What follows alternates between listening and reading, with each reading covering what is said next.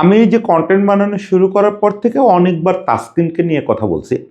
বিশেষত করোনার সময় তাসকিনের যে পাল্টা লড়াই, নিজের অ্যাকশান, নিজের ইনজুরি থেকে দূরে থাকা, এই সব কিছু মিলায় তার যে পাল্টা লড়াইটা, এটা নিয়ে আমি সবসময় বলছি যে এত মহাকাব্যিক লড়াই বাংলাদেশে খুব বেশি লোক করে নাই, কোনো ক্রিকেটার করে নাই।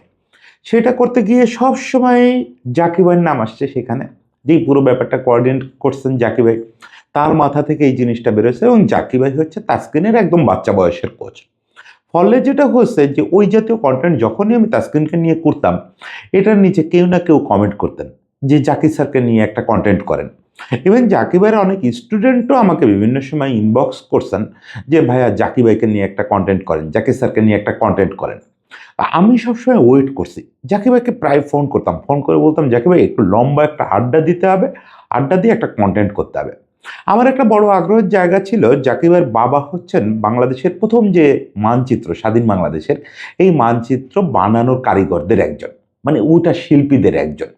ফলে ওখান থেকে শুরু করে জাকির ভাইয়ের যে স্বপ্ন একটা প্রেস ফাউন্ডেশন করা, এই রকম একটা লম্বা স্টোরি করার ইচ্ছা ছিল জাকির ভাইকে নিয়ে।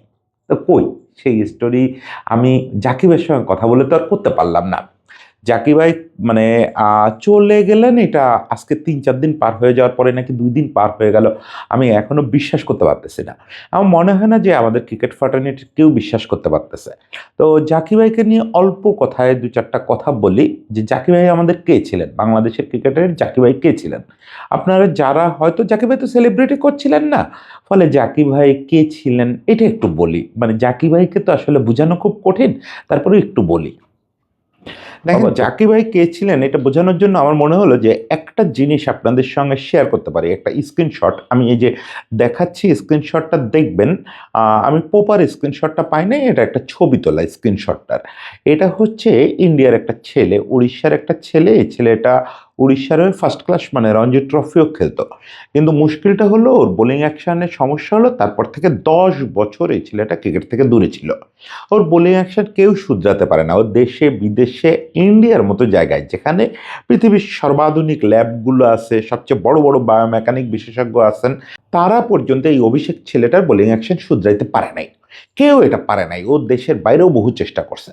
অবশেষে ও যখন শুনছে যে জাকির ভাই এরকম বোলিং অ্যাকশন শুধরানোয় খুব ওস্তাদ মানুষ, ও জাকির ভাইয়ের সঙ্গে অনলাইনে যোগাযোগ করছেন। জাকির ভাই ওর ভিডিও দেখতে চাইছেন, দেখতে চেয়ে ওর ভিডিও টিডিও দেখে ওরে একটা সমাধান দিয়ে দিয়েছেন। মাত্র ১০ দিনের মধ্যে এই ছেলেটা প্রপার বোলিং অ্যাকশনে ক্রিকেটে ফিরতে পারছে।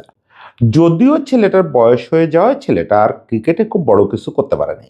কিন্তু আপনি এই ব্যাপারটার মাহাত্ম্য বুঝতেছেন? এই ব্যাপারটার একদমই মাহাত্ম্যটা বুঝতেছেন যে ইন্ডিয়ার মতো একটা দেশের ফার্স্ট ক্লাস ক্রিকেটার, ওড়িশার একটা ফার্স্ট ক্লাস ক্রিকেটার, তার প্রবলেমটা ইন্ডিয়ার কেউ সলভ করতে পারে নাই। সে ন্যাশনাল ক্রিকেট একাডেমি অফ ইন্ডিয়াতে গেছে, অস্ট্রেলিয়ায় গেছে, ইংল্যান্ডে গেছে, কেউ সলভ করতে পারে নাই। কেউ বায়োমেকানিক্যালি বুঝতেই পারে নাই এই ছেলেটার বোলিং অ্যাকশন কীভাবে শুধরাতে হবে। সেই জিনিসটা আমাদের মাহবুব আলী জাকি এই ঢাকা শহরে বসে অনলাইনে কয়েকটা ভিডিও দেখে তারে সমাধান দিয়ে দিছে যে এই কাজগুলো করো, ঠিক হয়ে যাবে। ১০ দিনের মধ্যে ঠিক হয়ে গেছে। দিস ইজ জাকির ভাই। এখন জাকির ভাইয়ের এই ব্যাপারটাই তো মূলত ফেমাস যে জাকির ভাই বাংলাদেশের সবচেয়ে বড় biomechanic specialist fast bowling coach. সবচেয়ে বড় না, আসলে বায়োমেকানিক্স বিশেষজ্ঞ কাম ফাস্ট বোলিং কোচ বোধহয় আমাদের আর নাই। বোধ হয় বললাম কারণ হচ্ছে এখন তো অনেক তরুণরা আসতেছেন, কে কে কোন বিষয়ে স্পেশালাইজেশন নিয়ে আসতেছেন জানি না, কিন্তু জাকির ভাই এই বিষয়ে দীর্ঘকাল পর্যন্ত একাই ছিলেন, এটা আমি নিশ্চিন্তে বলতে পারি। জাকির ভাই একসময় আমাদের ভালো পেস বোলার ছিলেন, উঠতি পেস বোলার ছিলেন, কুমিল্লার ছেলে। এখন আমার আবার একটা জিনিস হচ্ছে, আমার জীবনের একটা বড় সময় সাংবাদিকতার, আমার চারপাশে খুব কুমিল্লার লোকজন ছিল। আমার সবচেয়ে ঘনিষ্ঠ বন্ধু সহচর সাংবাদিক, একই সঙ্গে কাজ করতাম, জানে আলম, সে কুমিল্লার ছেলে। আমার এক সময়ের সিনিয়র সহকর্মী, এখন প্রথম আলোর ক্রীড়া সম্পাদক মনি ভাই কুমিল্লার ছেলে। আজাদ মজুমদার, যারে আমি আমার সাংবাদিকতার এথিক্যাল জায়গা থেকে সবচেয়ে আদর্শ মনে করি, আজাদ মজুমদার কুমিল্লার মানুষ। আমাদের মনি ভাই এনামুল হক মনি কুমিল্লার মানুষ। ফলে প্রচুর কুমিল্লার লোকজনের সঙ্গে ইন্টারাকশন হতো এবং এ নিয়ে প্রচুর মজাও করতাম আমরা। ডিফেন্স কুমিল্লার ছেলে, কত সুন্দর সুন্দর কুমিল্লার ছেলে সঙ্গে মিশি। এর মধ্যে জাকির ভাই যেহেতু কুমিল্লার মানুষ, জাকির ভাইয়ের সঙ্গে ওরা দুষ্টামি করতো, সেই সুবাদে আমারও ওই খাতিরটা হতো যে জাকির ভাই কুমিল্লার মানুষ। আমাদের জানে আলম একবার আমাকে জানালো যে জাকির ভাই সম্পর্কে খুব ইন্টারেস্টিং একটা তথ্য আছে, সেটা হচ্ছে এই যে শিবনারায়ণ দাস, যিনি হচ্ছেন জাতীয় পতাকার প্রথম যে ডিজাইনার, যেটার ভেতরে যে মানচিত্রটা ছিল, এই যে পতাকাটা দেখতে পাচ্ছেন, এটা তো ডিজাইনের কৃতিত্বটা ওনারই।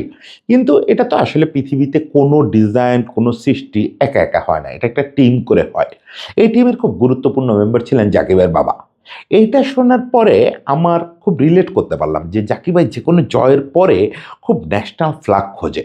দেখবেন আপনি জাকির ভাইয়ের এরকম বেশ কিছু ছবি, যদিও জাকির ভাইয়ের ফেসবুকে জাকির ভাই খুব একটা ছবি টবি দিত না, কিন্তু এরকম ছবি আপনি পাবেন যেগুলোতে জাকির ভাই জাতীয় পতাকা নিয়ে সেলিব্রেট করতেছে, জাতীয় পতাকা লম্বা করে ধরে সেলিব্রেট করতেছে। বুঝলাম যে ওই জাতীয় পতাকাটায় তার একটা অধিকার আছে, মানে আমাদের চেয়ে একটু বেশি হলেও অধিকার আছে। তখন থেকে আমার মনে হলো যে জাকির ভাইরে নিয়ে একটা আলাদা করে স্টোরি করার দরকার, ওই যে জাতীয় পতাকার প্রতি প্রেম। বিশেষ করে এটা 2020 যখন আমরা বিশ্বকাপ জিতলাম, তখন তো আসলে আরও বেশি আগ্রহটা তৈরি হলো। কারণ 2020 যে দলটা আমাদের ছিল যুব বিশ্বকাপের, ওই দলটার তো প্রাণ শক্তি ছিল কয়েকটা ফাস্ট বোলার। ধরেন আপনি যদি আজকে তাদের দিকে ফিরে তাকান, তানজিম সাকিব, শরীফুল, কী সব ভয়ানক ফাস্ট বোলার, এবং তারা তো পরবর্তীতে এসে ইন্টারন্যাশনালেও ভালো করছে।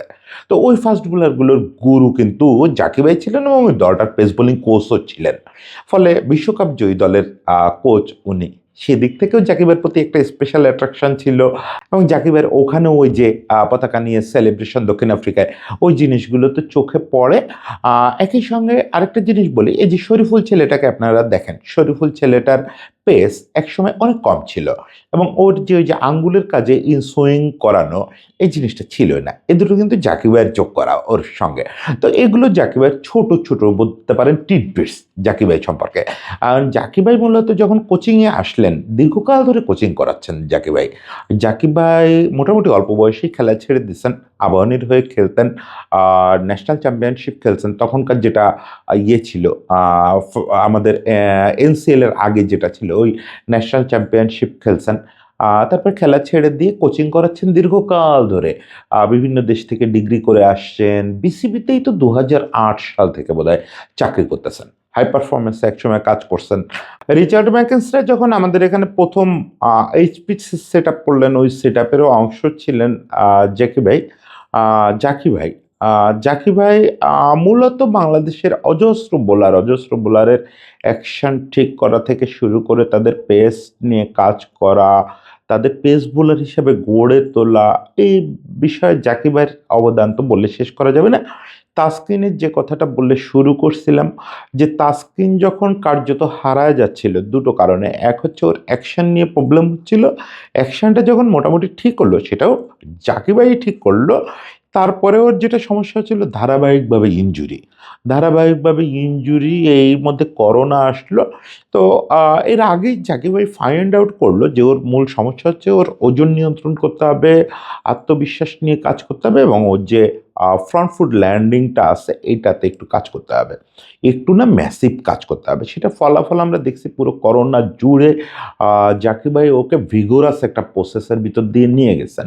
সেটা ফলাফল হিসাবে কিন্তু আমরা সেই করোনা থেকে এখন পর্যন্ত তাসকিনকে কোনো আর বড় কোনো ইনজুরিতে পড়তে দেখি নাই। ছোটোখাটো ইনজুরি তো থাকবেই, ছোটোখাটো ইনজুরি থাকবে, এবং তাসকিন কার্যত বাংলাদেশের পেস বোলিংয়ের নেতৃত্ব দিয়ে যাচ্ছে। তো এরকম তাসকিন, এরকম শরীফুল, এরকম তানজিম হাসান সাকিব, এরকম আমাদের অনেকেই, এই যে মুস্তাফিজ কালকে স্ট্যাটাস দিল যে সেও যখন প্রথম বাংলাদেশে লাইমলাইটে আসলো ওই যে পেসার হান্ট থেকে, তারপর প্রথম কোচ ছিল তার এই জাকির ভাই। জাকির ভাই যে কতজনের প্রথম কোচ, এটা গুণে শেষ করা যাবে না, এটা গুণে শেষ করা যাবে না।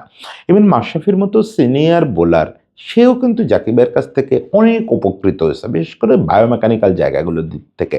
যাই হোক, জাকির ভাইয়ের অবদানটা এই শুধু ক্রিকেট দিয়ে বোঝানো যাবে না। জাকির ভাই আমাদের ক্রিকেটের পার্ট অ্যান্ড পার্সেল ছিলেন, এবং আমার কেন যেন মনে হয় যে একটা সময় তো মানুষের চলে যেতেই হয়, সেই জায়গা থেকে জাকির ভাই যাওয়াটা একদিক থেকে খুব সিম্বলিক হলো। জাকির ভাইয়ের আত্মা হয়তো এই জায়গাটায় একটা শান্তি পাবে যে মাঠ থেকে চলে গেলেন। জাকির ভাইয়ের দল তখন মাঠে খেলতেছে, জাকির ভাই সকালে আসছেন, এসে ওই মাঠে বসেই পড়ে গেছেন, হার্ট অ্যাটাক হয়েছে, হসপিটালে নিয়ে যাওয়া হয়েছে এবং জানাজাটা মাঠেও হচ্ছে। এইটা তো খুব বেশি মানুষের এই ভাগ্য হয় না। ফলে এই সব দুঃখ বুকে চেপেও বলতে পারি যে জাকিবের প্রয়াণটা একটা মহাপ্রয়াণ হয়ে থাকলো আমাদের ক্রিকেটের জন্য। তো ক্রিকেটারদের সবার ভালোবাসা শ্রদ্ধা তো থাকলে আমাদের পক্ষ থেকে অনেক শ্রদ্ধা জাকিব ভাই। আপনাকে নিয়ে বড় কিছু করার আগ্রহ থাকলো। সবাই ভালো থাকবেন।